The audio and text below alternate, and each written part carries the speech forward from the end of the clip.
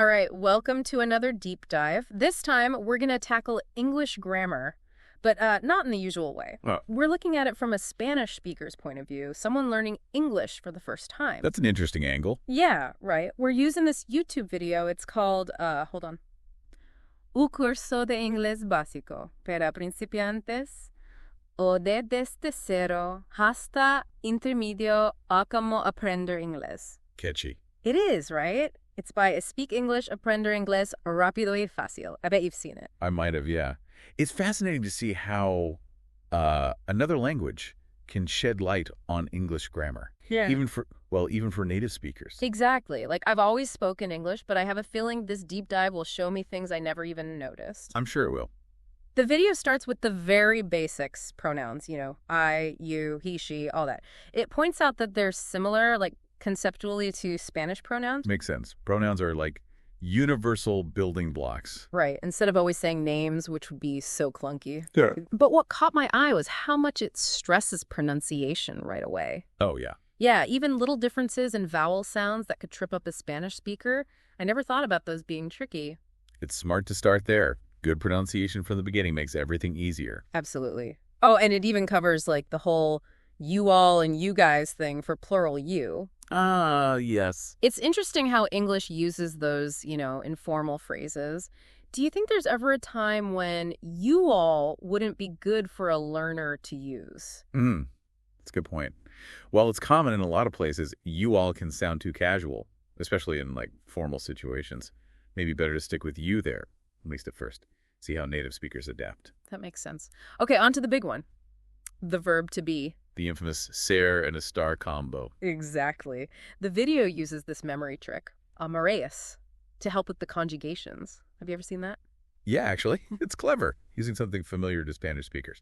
Amareus lines up with the pronouns perfectly, makes it easier to remember. It's so smart. And then it jumps right into using it in simple sentences like, I am Marta, or you are brilliant. Got to build that confidence from the ground up. Totally. Okay, now let's mix it up with questions. I was surprised how much the video focused on how English and Spanish questions are different. How so? We changed the word order, not just add a question mark. Right. That's huge for Spanish speakers. Yeah. The video uses the example, he is prepared, becoming is he prepared? Very clear. And it even mentions something I never think about. We only use one question mark in English. Sometimes it's the little things that are the most confusing. Absolutely. Okay, moving on to saying no. It explains how English does negations, adding not after the verb. But what stood out is it teaches both ways, like isn't and aren't, but also he's not and all that. Gives learners options, right? Yeah, exactly.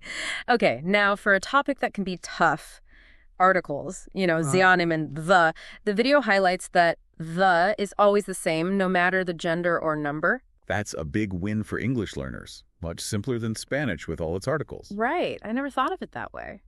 Sometimes we take simple things for granted, but there's a twist. It points out the pronunciation of the changes a bit depending on the next word. The versus the. Oh, definitely. Mastering those subtle sounds is crucial. Now let's get visual adjectives and nouns. The video keeps this super simple, just reminding us that in English, adjectives always go before the noun. Simple but crucial difference from Spanish. Right. And it uses the example black hat, contrasting it with sombrero negro. A clear illustration. I love how the video uses visuals like that. Speaking of visual, it goes into demonstrative adjectives next. This, that, these, those, pointing at things. The classic Apple example, I bet. Exactly, showing the near-for concept. So basic, but we use those words all the time. Absolutely essential. Okay, on to something a little easier in English than Spanish. Possessive adjectives. My, your, his, all those. The video points out they don't have to agree with the gender or number of the noun. That's a relief, right, compared to Spanish. Totally. And it shows how they work in sentences like, my name is Ramona, or she is my grandmother. Simple, relatable examples. All right. Okay, now for the workhorse of English verbs. The present simple tense. Ah, yes. Describing those everyday actions. It's all about those regular actions, the things we do, habitually. The video really emphasizes the SS ending for third-person singular verbs. That could be tricky for Spanish speakers. Yeah, that tiny ES can really mess things up. I remember when I was learning Spanish, I could never get those conjugations right. It's those little differences that make you appreciate language learning, right? For sure. And to make things worse, the video even points out those exceptions to the S's, like verbs ending in O, geesh, all this. So confusing. Definitely. But the video actually does a good job explaining them, groups them by those ending patterns. It's much better than just, listing them all out. Right. Makes it easier to remember. Okay, speaking of patterns, let's move on to questions in the present tense. The video shows how English uses do and does to form those questions. Totally different from Spanish. Right. In Spanish, you just change your tone or add a question mark. But English needs those auxiliary verbs, do and does. And then there's that rule about dropping the S from the verb when you use does. Easy to forget. I know, right? Does the video give any tips for remembering that? It does. It uses a visual showing how the S kind of jumps from the verb to the does. It's simple but effective. Visuals are so helpful. I love how the video uses all those bright colors for the common question words like what, where, when, all those. It's engaging, right? Yeah, and it also points out that what and how can mean different things depending on the context. That's a nuance native speakers don't even think about, but it can be confusing for learners. For sure. Okay, on to negations in the present tense. The video introduces don't and doesn't, our little helpers for saying no. And again, we have to remember to drop that S with doesn't. It's all about those little details. I remember really struggling with negations in Spanish. Yeah, it takes time to get used to how different languages do it. For sure. Okay, time to go back in time. The past tense. Luckily, the past tense of to be is pretty simple, just was and were, no matter what the pronoun is. Nice break after all that present tense complexity. I know, right?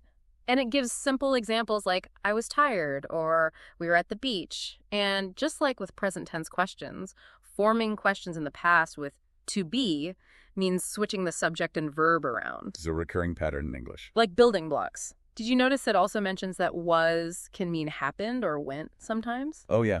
Important to highlight that. Was can be a tricky word. Okay, last thing for the past tense. Negations with to be.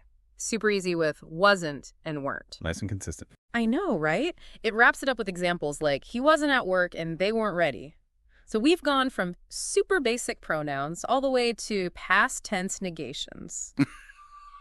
That's a lot of grammar. And it's not just the amount, it's how well it's presented. This video is so well organized. I know, right?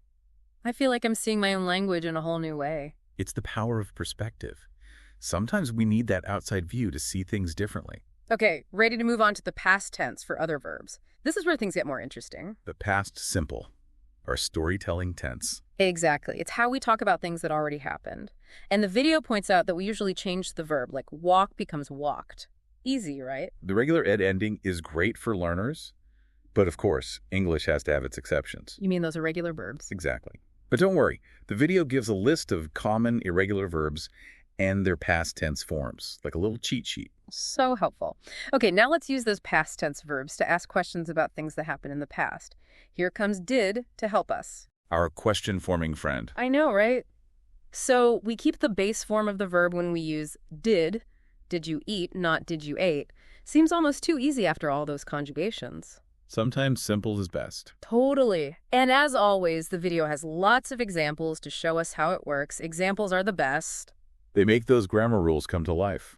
Okay, time to say no again, but in the past tense. Did comes in handy again here. Just add not after it. And we can't forget the contraction didn't. Contractions are lifesavers. They make everything sound smoother. Definitely a sign of fluency. Okay, let's take a break and look back at all the grammar we've covered. We've done present and past tense, questions, negations, regular and irregular verbs. It's a lot. It is, but this video breaks it down so well. It's like a guided tour of English grammar. And what I really like is how it also includes some cultural stuff, like differences between English and Spanish customs. It's not just about the grammar rules, it's about how people actually use the language, right? Exactly. Okay, ready for a new challenge. The present continuous tense. Actions happening right now, this very second.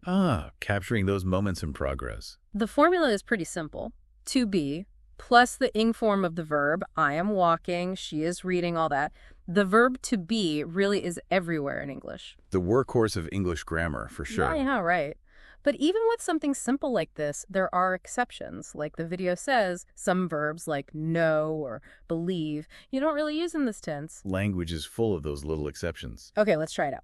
Imagine you're describing what's happening right now. What would you say?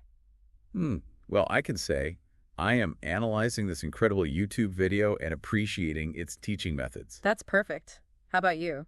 I'd say I'm having so much fun learning about English grammar from this new perspective. That's great. And just like other tenses, we can ask questions and make negations in the present continuous. To ask a question, we just flip things around, put to be before the subject. Are you enjoying this deep dive? Is she still watching the video? Exactly. And for negations, we just add not after to be, I am not bored, she is not sleeping, all that. See, English grammar can be logical sometimes.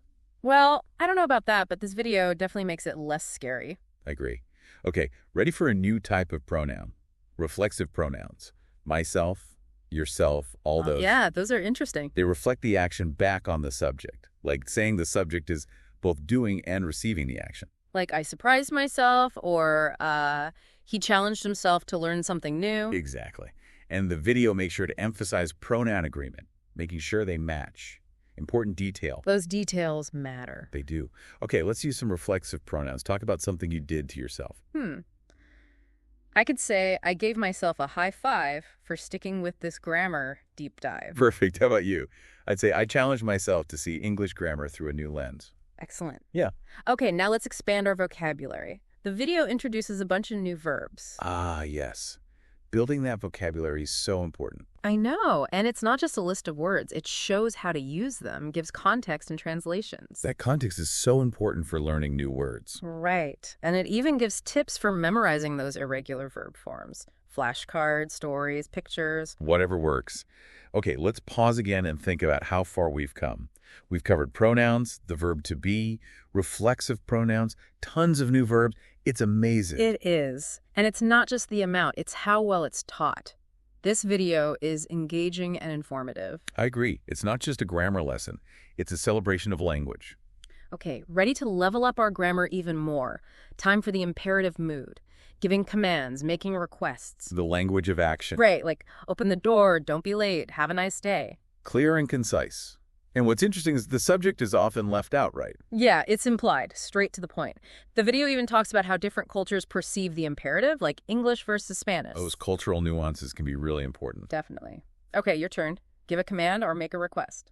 Please share this video with anyone learning English. Nice. I like that. How about you? Don't give up on learning languages. There's so much to discover. Great examples. Okay, now let's tackle those tricky prepositions. On, in, at, all those little words, they can be a headache. They're tiny but important. They connect everything, show relationships of time, place, all that. Think of them like bridges between words. I like that. The video really highlights how important they are and how they don't always translate directly between languages. It's one of those things you have to memorize and practice. I know. I remember mixing up prepositions all the time in Spanish. It's a common mistake. Okay, your turn. Describe the location of something using a preposition. Let's see. My love for languages is rooted in a desire to connect with people from all over the world. Beautiful. How about you? My excitement for this video is through the roof. I love it. Okay, now for a grammar concept that often gets a bad rap, adverbs, but the video makes them fun, showing how they can really liven up our sentences. They're like the sprinkles on a cupcake. That's a great way to put it. And the video breaks them down into different types, like manner, time, frequency. So many adverbs. It's all about adding detail and nuance. Okay, you're up. Describe how someone's doing something using an adverb. He explains grammar concepts clearly and enthusiastically. Perfect. What about you? She learns new languages quickly and effortlessly. Love it. Okay, now for something that can be a bit confusing, the conditional mood. The video explains how it's all about possibilities, those what-if situations. Ah, the language of dreams. Exactly. And it often uses those modal verbs would, could, and should. They add so much meaning to our sentences. They're like the keys to unlocking those what-if possibilities. The video gives great examples of how to use them in different situations. I know, I used to mix up would and could all the time. Happens to the best of us. Okay, let's give it a try. Talk about a hypothetical situation, something you wish would happen. If I could speak every language in the world, I would travel and talk to everyone. That's a great wish. How about you? If I had more time, I would dedicate myself to learning even more languages. Great examples. Now let's move on to something that sounds intimidating but isn't that bad. The passive voice.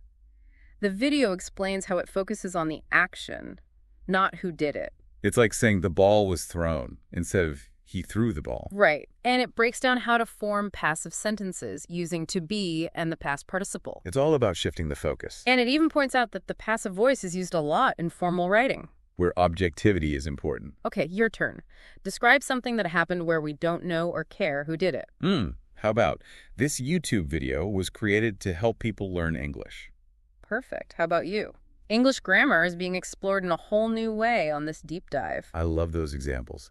Okay, time for a deep dive into the world of phrasal verbs, those verb-preposition combos that drive learners crazy. They're like little puzzles. I know, right? But this video does a great job explaining them, gives definitions and lots of examples. And it puts them into categories like movement, communication, emotions. So helpful. It is. And what's interesting is that phrasal verbs often have multiple meanings. Like take off can mean so many things. Exactly. It's all about context. Okay, time for you to use a phrasal verb. Describe a situation where you'd use one. I go look up some more phrasal verbs and try to use them in my conversations. Great one. What about you? I'm excited to dive into this new grammar concept. Perfect. Now let's talk about the gerund. It's a verb that acts like a noun. A verb in disguise. They're really versatile. They can be subjects, objects, all sorts of things. Like swimming is my favorite hobby, or he's good at problem solving. Great examples. And what's interesting is that sometimes you can use a gerund or an infinitive, but the meaning changes a bit. It's those little details. The video does a good job explaining those subtle differences. It does. Okay, let's try using a gerund. Talk about something you enjoy doing. Learning new languages is a passion of mine. Beautiful. Yeah. What about you? Sharing my knowledge with others is incredibly rewarding. Great examples. Okay, now on to a tense that can be tricky. The present. Perfect. The video explains how it connects the past and the present. It's like a bridge between those two time zones. I know. It describes actions that started in the past but continue to the present, or things that happened at some point in the past. Exactly. Like saying, I have lived here for 5 years, or they have already eaten dinner. Perfect examples. And the structure is simple enough, using have or has, plus the past participle. But of course, there's that choice between have and has, and the past participle can be tricky. It's all part of the fun of English grammar. That's one way to put it.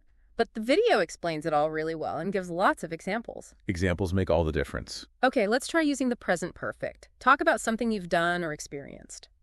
I have always been fascinated by languages and how they shape our world. Wow, that's deep. What about you? I have learned so much about English grammar from watching this video. Great examples. Now let's talk about everyone's favorite, the future tense. The video explores all the ways to talk about the future in English. Yeah, the future is full of possibilities. And English has a few different ways to talk about it, each with its own nuance. We can use will plus the base verb for future intentions or predictions. I will go to the store. She will graduate next year. Simple and straightforward. And we can use going to plus the base verb for plans or intentions that are already decided. I'm going to visit my family. They're going to buy a new car. It shows more commitment. And we can't forget about the present continuous for scheduled events. I'm meeting a friend for lunch. They're flying to London. It's all about being organized. Exactly. The video gives lots of examples to clarify these different forms. It's like a guide to the future. Okay, your turn.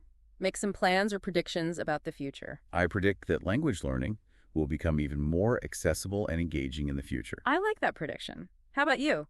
I'm going to continue exploring different languages and cultures for the rest of my life. Those are wonderful aspirations. As we wrap up this part of our deep dive into English grammar, I'm amazed by how much we've covered, all thanks to this one YouTube video. It's like a crash course in English linguistics. I know, it's been so much fun. And I feel like we've not just learned about English grammar, but also sparked a curiosity for language in general. Absolutely. Okay, ready for the final stretch of our grammar adventure. We're going to cover some more advanced concepts, but don't worry, we'll break them down step by step, just like this amazing video does. Let's dive in. Yeah, let's do it. English grammar can be tricky, but this video makes it so much easier. It's all about clear explanations and good examples. I know, right? It's like they really get what learners need. Absolutely. They anticipate those common stumbling blocks and provide those little aha moments that help things click into place. Okay, ready for a grammar concept that might sound a little scary, but really isn't that bad. It's the passive voice.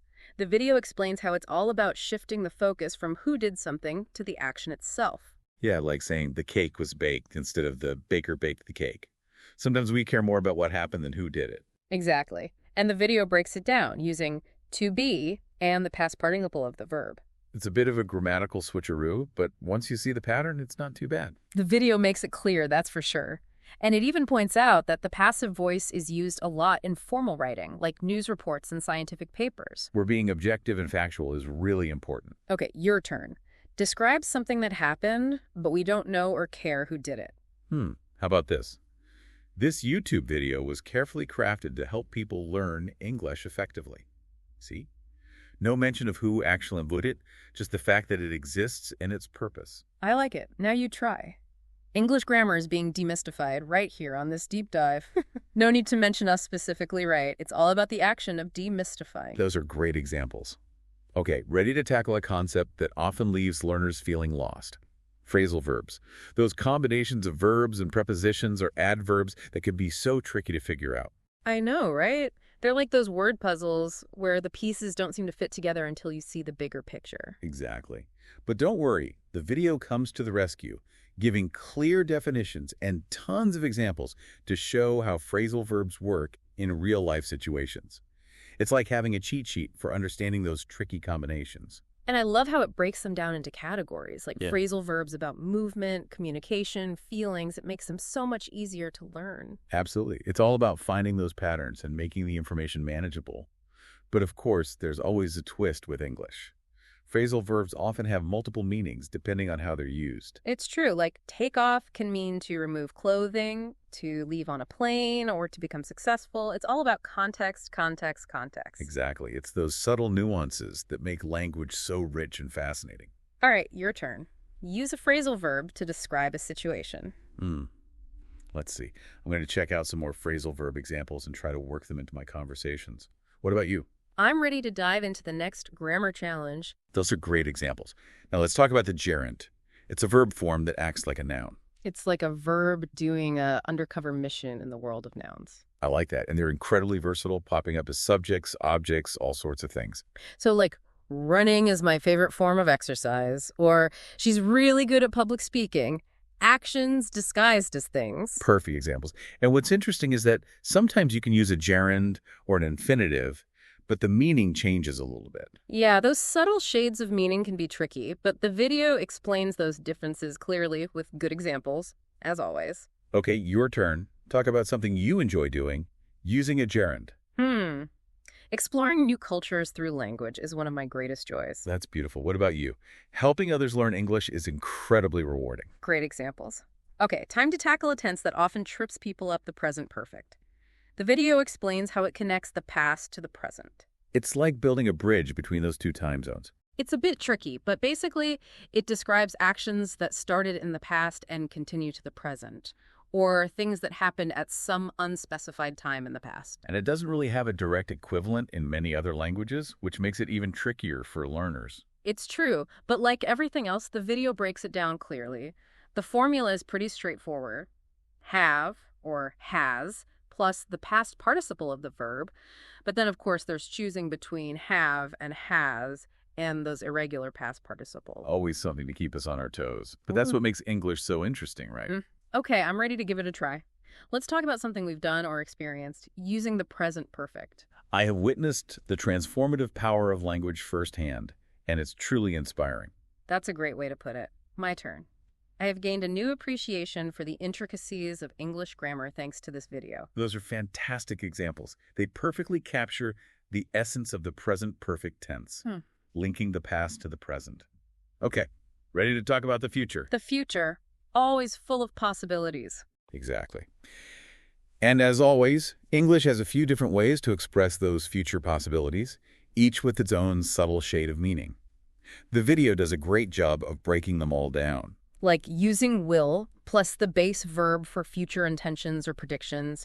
I will go to the store later, she will graduate next year, that sort of thing. It's simple and direct. And then there's going to, plus the base verb for plans or intentions that have already been decided. I'm going to visit my family next week. They're going to buy a new car. It shows more commitment, a stronger intention. Right, like you've already made up your mind.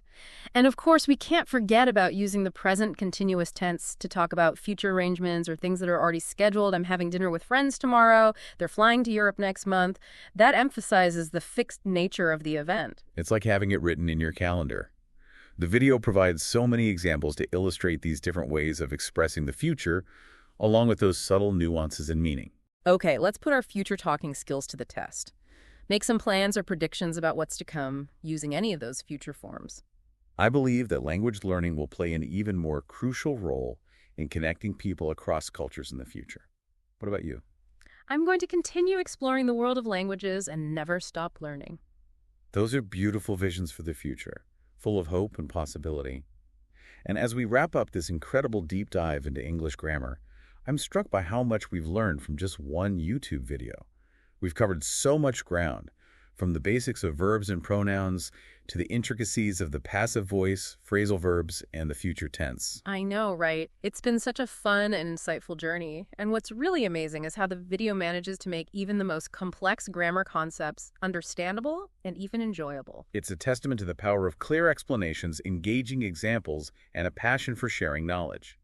This video has not only taught us about English grammar, but it has also sparked a curiosity and a love for language that I hope will stay with us long after this deep dive is over. I completely agree. To all of our fellow language enthusiasts out there, keep exploring, keep questioning, keep learning, and most importantly, keep having fun with language.